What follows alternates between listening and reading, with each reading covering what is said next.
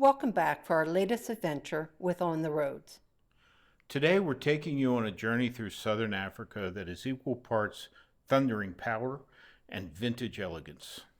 We're sharing our time at the iconic Victoria Falls and our journey across the African rails from the falls all the way to Pretoria, South Africa. Well, almost all the way to Pretoria. Stick around for the rails, the wildlife, and the fairly detailed look at the history of Cecil Rhodes. Our first impression actually happened before we even touched the ground. From the plane, you can see what looks like smoke from a massive forest fire, but it's actually the mist of the falls. They call it the smoke that thunders, and they aren't kidding. The next day we headed to the park. Pro tip, as you pull up, vendors are renting rain ponchos for about $3 US. Definitely rent the rain ponchos. Seriously, we walked about the 1.2-kilometer trail and were absolutely soaked from head to toe.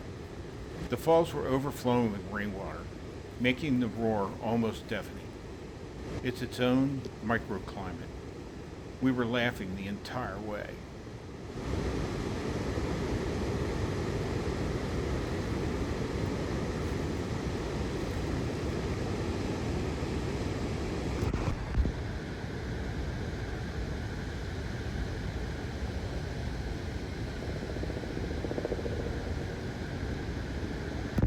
After drying off, it was time for the main event.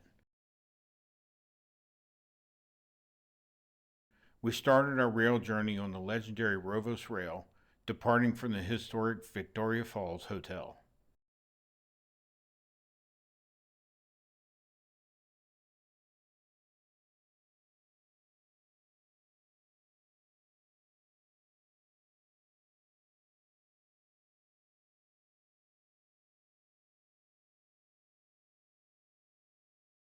We had a quick lunch and were greeted with champagne and local dancers as we boarded. It felt like stepping back in time.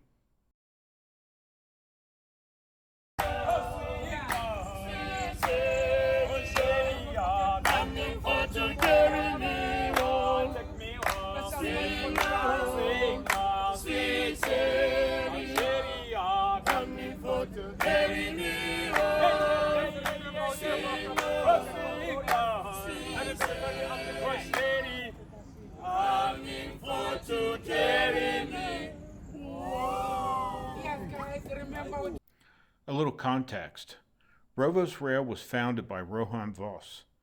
He had this vision to restore vintage coaches and bring back the golden age of travel, mixing the romance of the rails with the adventure of an African safari. I've had a fantasy about luxury trains ever since I stepped foot on the Orient Express as a teenager.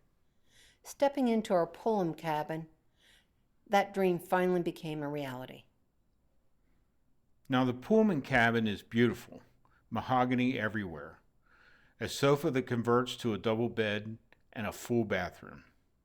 Although it was a bit tight, we had to coordinate getting ready schedule. One of us would be in the bathroom while the other is dressed in the cabin. And you do have to get ready. Rohan has a strict dress code. Formal attire is required. At minimum, a collared shirt and tie, but suit and jackets are highly recommended. We got it all spiffed up every evening. The dining car was stunning. Crystal glasses, fine china, etched with the RVR initials. We're talking 4-course meals with specific wine pairings for every course. Absolutely stupendous. Sadly, we were so busy enjoying the food we forgot to take photos of us looking that classy. It wasn't all smooth sailing though. Before we left, the train director warned us Zimbabwe rails rated at a 2, while South African rails are more like an 8. Leaving the falls, we definitely felt the 2. We were practically bouncing off the hallway walls just trying to get to the lounge, and sleeping was a challenge. We muddled through though. We were up for a 5:30 a.m. breakfast the next morning before heading out on a safari game drive in the Hwanghae National Park. We saw giraffes and lions and even a couple of elusive leopards. At the end, the staff had a clearing prepared with biscuits and, of course, more champagne. As we journeyed onward, we spent a lot of time up the observation car at the back of the train. It's a 1.2 kilometer long train with 20 carriages. Watching it curve along the tracks is hypnotic.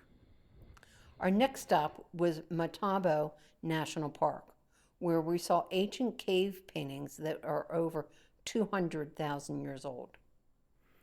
We also met the armed rhino protectors that led us on a hike to see a mother white rhino and her two babies resting. It felt raw and incredibly wild. Our last stop in the park was World's View, where Cecil Rhodes is buried. Now, my maiden name is Rhodes, and actually, my mother named me after the Kimberley Diamond Mines. And I was hoping for a secret inheritance, but alas, no relation, no Cecil or his fortune. It's here that the journey took a detour. Extensive rain in South Africa washed out a bridge, so we were rerouted through Botswana. On our last evening, we had a celebration in the lounge car. It was a perfect chance to swap details with new friends from all over the world. Then, on the last day, the real trouble began. The locomotive caught fire. It was all hands on deck. Hats off to the crew. They were putting out a fire while simultaneously handling a full lunch menu and luggage transfers with amazing fluidity. Unfortunately, we had to disembark about 3 hours outside of Pretoria to finish the trip on a bus. Moving the luggage to that bus was a scene straight out of Planes, Trains, and Automobiles. It was a long day, but we eventually made it to the Park Hyatt before heading to our next safari in Manaleti Reserve, adjacent to Kruger National Park. We truly loved our Rovos rail adventure. It officially turned us into train people. Thanks for riding along. Don't go anywhere, though. The detailed history of Cecil Rhodes starts right now. We found it absolutely fascinating. Since we missed the very beginning of the presentation, our story picks up with Cecil already in South Africa. Thanks for staying to the end. Cheers. See you next time. £1 million then. Yeah, a billion plus by today's collateral. So, making this initial capital, Rhodes feels that to further himself, he needs to further his education. So he's back to England, to Oxford University, to Oriel College, remaining at university until he is 22, where he comes back to Africa, continuing his education through correspondence. But coming back, comes directly to Kimberley, where all of his initial money is made. And on his return, Rhodes now finds that the miners have struck what we call the blue stone, or kimberlite, a very hard blue-grey rock. And reaching the stone, they all sit back and go, that's it. The rock is too hard to crush, the diamonds are gone. And literally to this point, they've been sifting the diamonds out of the soil. So again, Rhodes' brother gets up and says, look, bud, there's my claim. I'm going gold mining in Botswana, where he was never seen or heard of again. And we don't know. Died of malaria, got eaten by lions, something of this nature. Rhodes, though, sits down and just thinks, there's no way. Diamonds cannot be there and not. He lands up buying almost 2/3 of Kimberley for next to nothing. And buying up so much of Kimberley, he sends money back to England to try and buy mining equipment to crush the rock. He finds that over 3 months, before the equipment reaches Africa, the stone left in the sunlight oxidizes and disintegrates.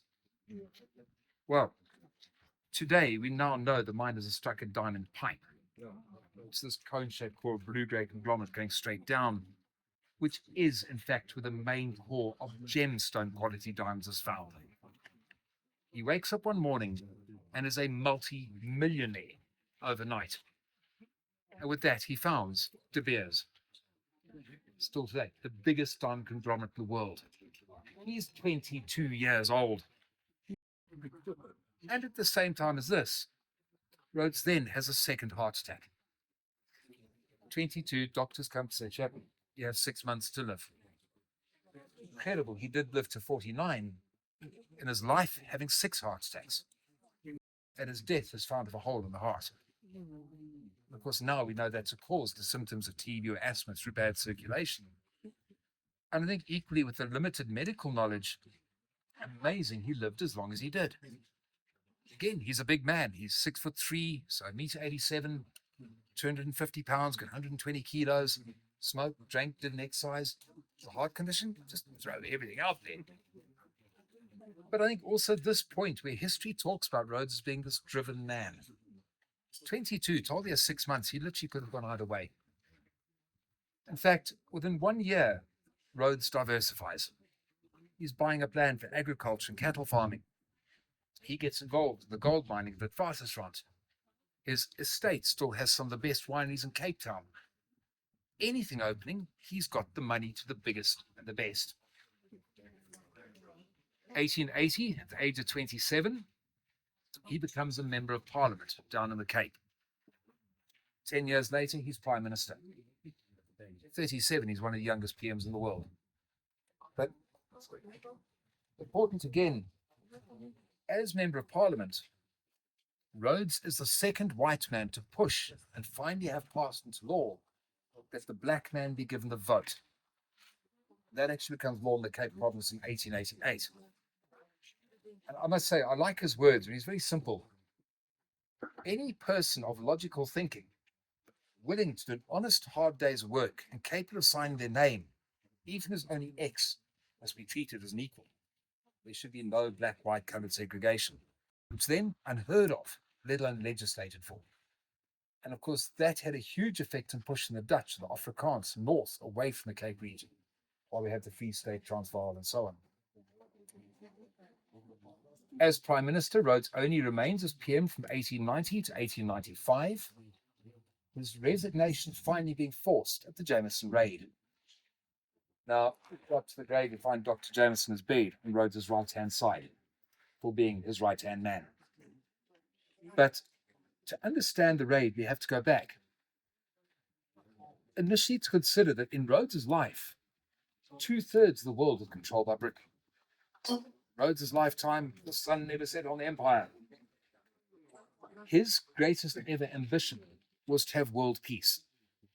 And Rhodes believed that the only way this had come about would be for the British people to go forth and multiply as rapidly as possible to take control of the world through sheer numbers.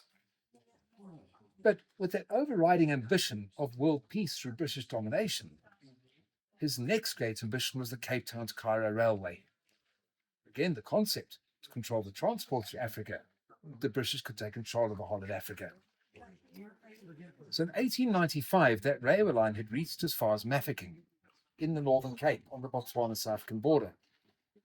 The land north of which then was owned and controlled by the Boers. Botswana was under Dutch protectorate, and they were unwilling to sell to Rhodes a section of land to continue his railway. So it's here now that Jameson is a doctor. As an MD, he is Rhodes' military advisor, administrator of the British South Africa Company, and of course Rhodes' best friend. Jameson is based at Mafeking.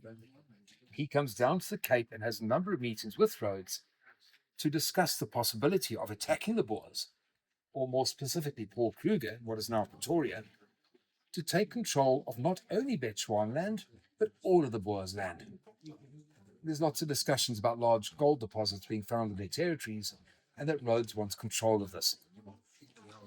And yeah, I can absolutely confirm, yes, meetings and discussions took place, but at no time did Rhodes allow any attack to take place. And I go back to his words. Money talks. We should come to an arrangement that should be financially suitable for all parties, but nobody should ever fight or die. And it's here that Jameson leaves Rhodes at the Cape, goes back to Mafeking, and unilaterally gets together 160 men as a spearhead to attack Kruger. So at this time, we've got telegraph wires from the Cape to Mafeking, and just outside Mafeking lines to Petroria for communications. Jameson sends 2 men to cut the wires, allying those communications. And they cut the lines between themselves and Cape Town, and forget to cut the lines between themselves and Kruger. He knows exactly what's coming. Stories go to chop somebody's fence instead of the telegraph, but we don't know. So bottom line, Kruger sets up an ambush along a valley and slaughters almost all of Jameson's men. And that is what becomes renowned and remembered as the Jameson Raid. And that becomes a trigger point for Anglo-Boer Wars, the Siege of Mafeking. All sorts of history comes about from that one attack. At the same time now, the Queen, getting word of the attack, sends word to Africa to Rhodes. What on earth do you think you're doing? The Boers are allies. Get out. He resigns as Prime Minister and even resigns as chairman of his own company because of this. So again, I did say Rhodes and Jameson are best mates. Rhodes was so angry with what Jameson had done, they did not talk again until Rhodes's deathbed 7 years later. They made up as he died. Your best mate, all stuff up. It's not talk to you dying. He properly stuffed up. That attack should never have happened. And that snowballs into all sorts of African history. Here now things happened a bit earlier. So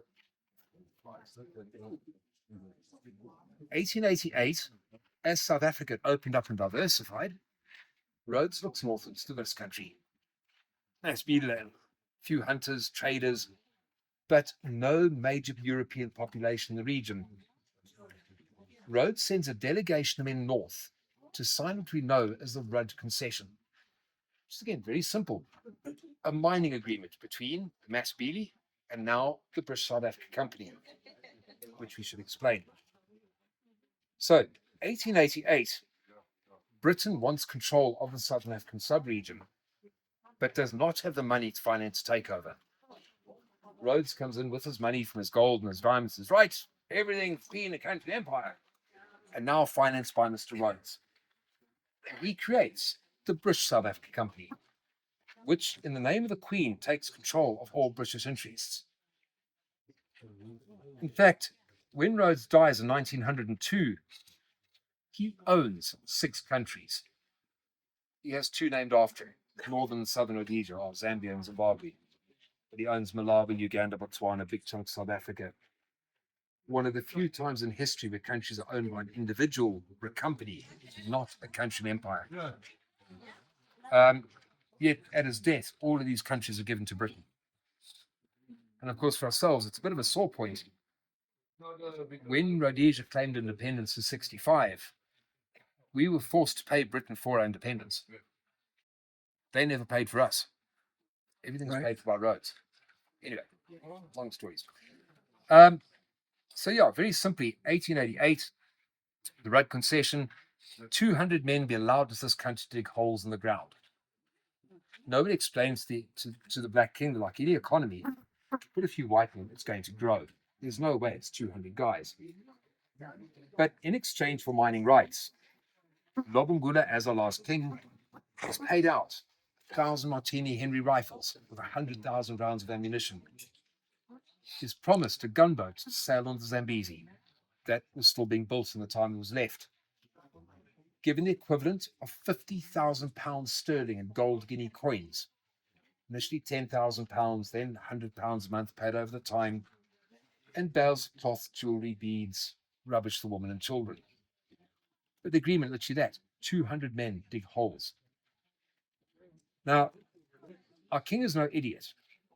So when he gives permission for the mining, he gives it that the Europeans mine in Mashonaland, Harare in the northeast. At that time, Mashona under the control or the dominance of Matabele, and there's more and more pressure by the Portuguese to invade from Mozambique. So effectively, putting in the English and the Dutch stops the Portuguese invasion. And anybody coming in has to come through Matabele land, paying tribute in either direction to the new king. So he's not a fool. Financially, just the 50,000 pounds by the value of the gold for weight today is valued somewhere in excess of 40 million pounds sterling.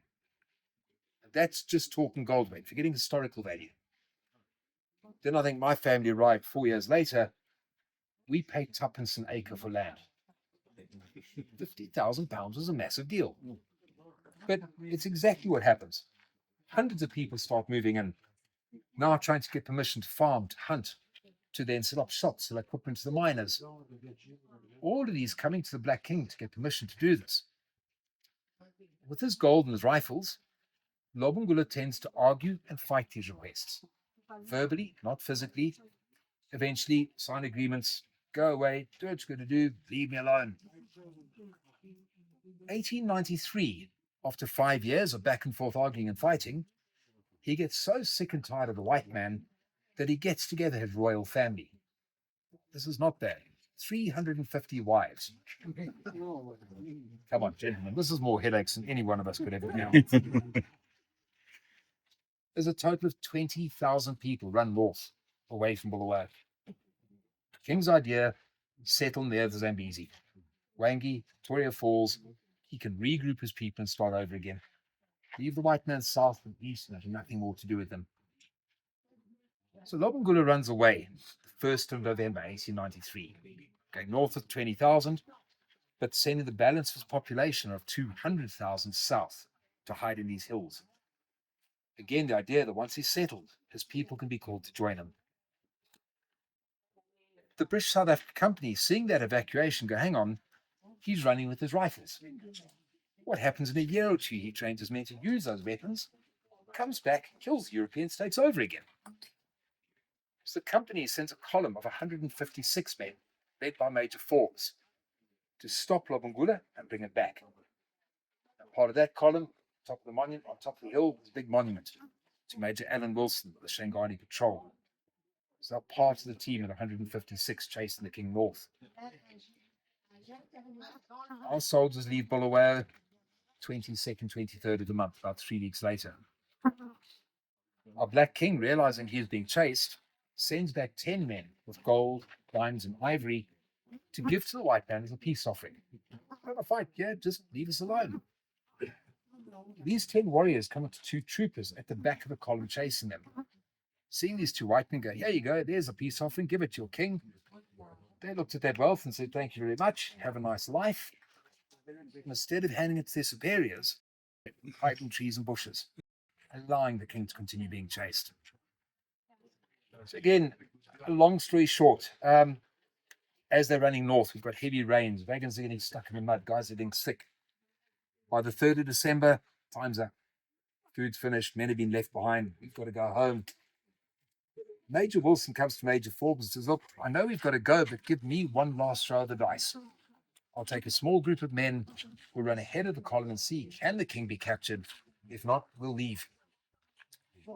So 36 men run ahead of the column. They cross the Shangani River and they actually find the Black King's encampment. And they talk about here how Wilson climbs the king's ox wagon and he finds a small child that says, oh no, the king is asleep, you need to come back later. Of course, he's back to soldiers, right, bring the guns, bring the reinforcements, this is doable, the king can be caught. Word goes to Forbes is, oh no, end of the day, we don't fight at night, we'll worry about this tomorrow. Wilson's going, you need to get up here right now. So a lot of backward and forward. But that night, our king wakens and says, what are we doing? We sent a peace offering, we've run from our homes. We've done everything we can not to fight. It's enough. In the morning of the 4th of December, 1893, he sends back 2,000 warriors to attack 34 white soldiers. A bit of a Custer's last stand scenario, this one. And it would have been. 34 guys wake up to see 2,000 warriors come screaming out the bush, their shields and spears. Wilson turns to his men with that, run, swim, get out. Only to find that with heavy rains upstream, the river they've crossed has come down a flood. They cannot back off. There's a huge running battle to where just after midday, the last 6 members of the Shangani Patrol run out of bullets, stand back to back around a termite mound and sing God Save the Queen as they slaughtered. In fact, over 400 mass BD are killed to 34 white soldiers. 100 bullets each.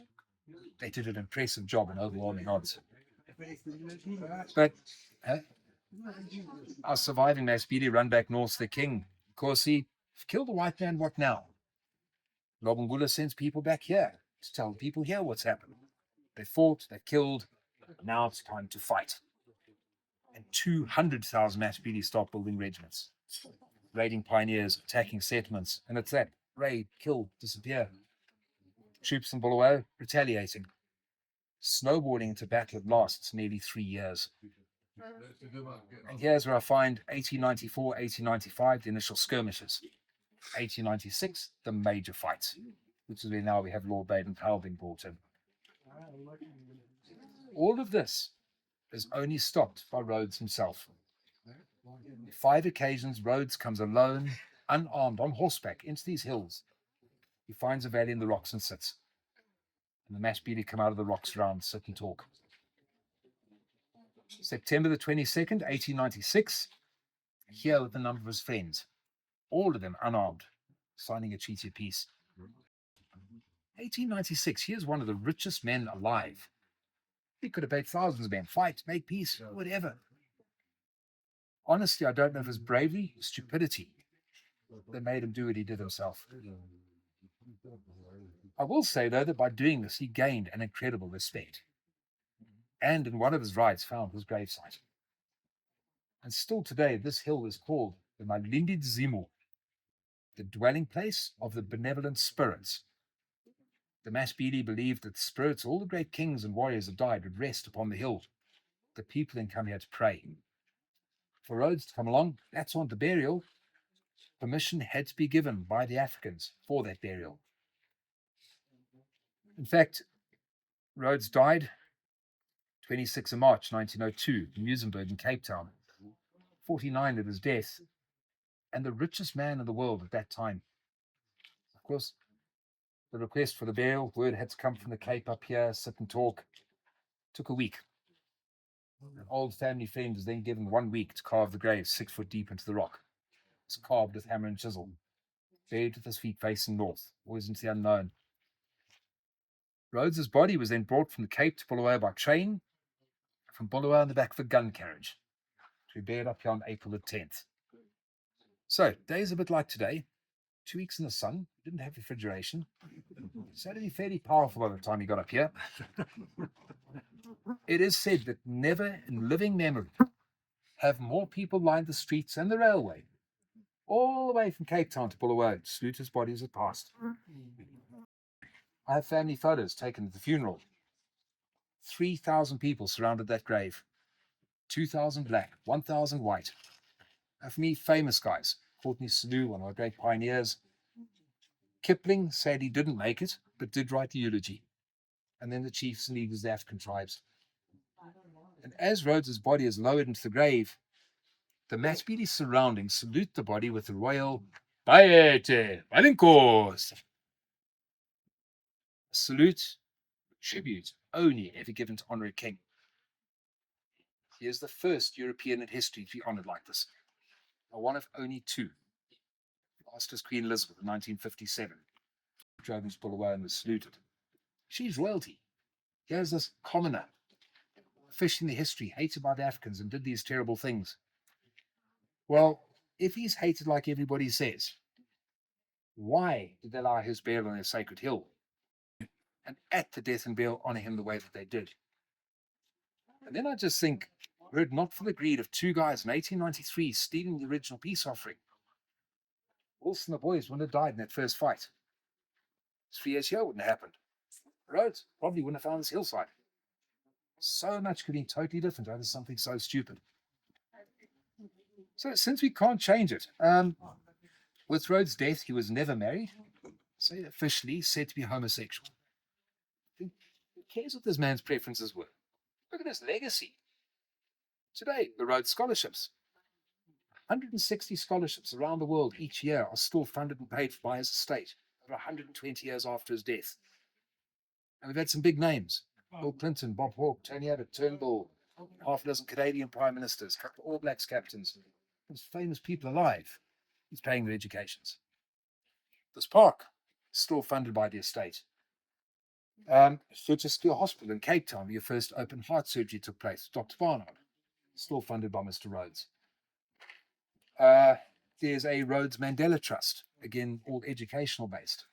Again, I think Rhodes is evil man. What on earth is Mr. Mandela linking names? Everything I've learned was the money was not for the good of one person or one family, instead the world. And I'll absolutely say, yeah, there were things he did wrong by today's standards. But 100 plus years later, how much more is he doing right? And there I will defy anyone to say we've never done wrong in our lives, even unintentionally. I think we do the best in the belief of the time that we live it. Truly, 100 years from now, people look at us going, idiots. Things are right what we believe today. Anyway, I'm going to leave it there and say, take a stroll on up. It's a short walk up the mountain. Thanks for staying to the end. Cheers. See you next time.